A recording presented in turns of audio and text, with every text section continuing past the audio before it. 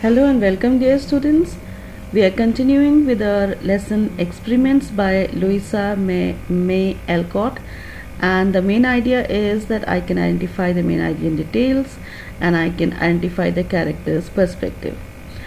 We'll continue with the KWL chart, whatever we know. So far, we know about the family and the girls' experiments. There were 4 girls in the Mrs. March family, and they wanted to take time off and they wanted to enjoy not doing anything. We have also seen what were the consequences of what they were not doing anything, why they decided not to do anything, and what were the consequences. Mrs. March, who was little upset and skeptical about the idea of the girls taking time off, she allowed them to experiment 1 week long of such a time of such an experiment, and but she also restricted herself to her room and she gave time off to the maid servant Hannah. Let us continue and explore what we have learned other than this. We have also learned that the mother went out because she didn't want to cook and she wanted the girls to realize. Then the neighbor's Miss Crocker appeared.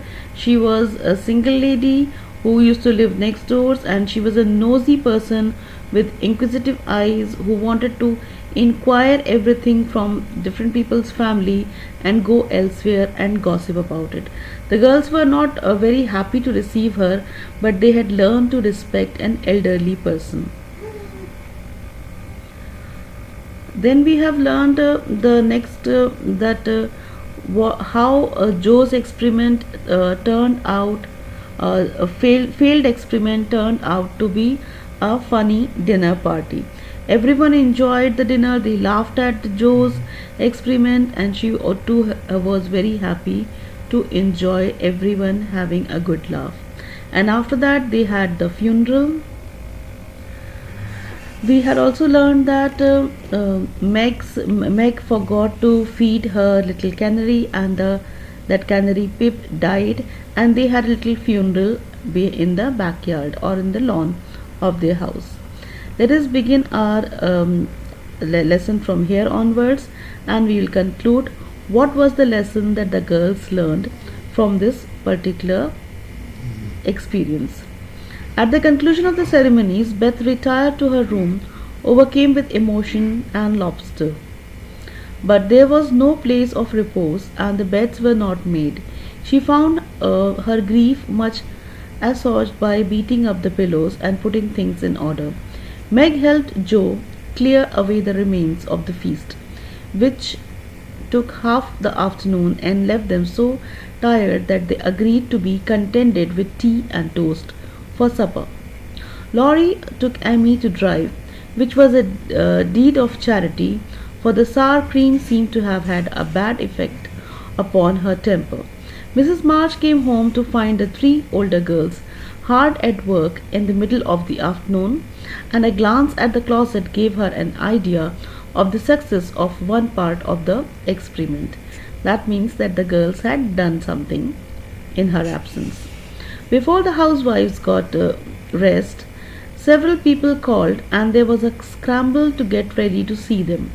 Then tea must be got, errands done. Errands means small jobs done, and 1 or 2 necessary bits of sewing neglected until the last minute.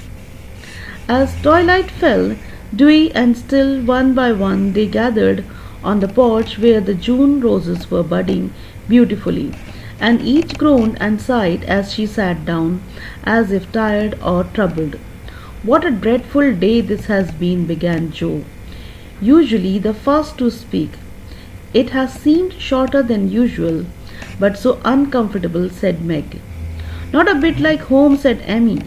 "It can't seem so without Mommy and little Pip," sighed Beth, glancing with full eyes at the empty cage above her head. "Here's Mother, dear, and you shall have another bird tomorrow, if you want it."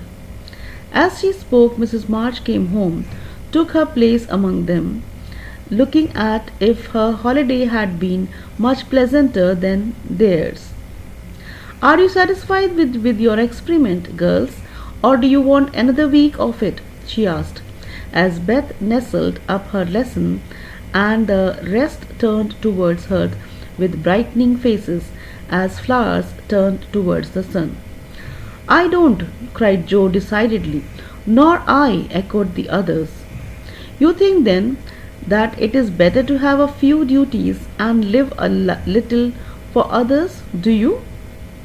Now that it was a time for girl mother to teach them that a small part of few duties are good enough and help others also in the way. It was very mean of them to think only about themselves and take one full week off. They actually decided to take 3 months off like that, but the mother allowed them to experiment for 1 week first.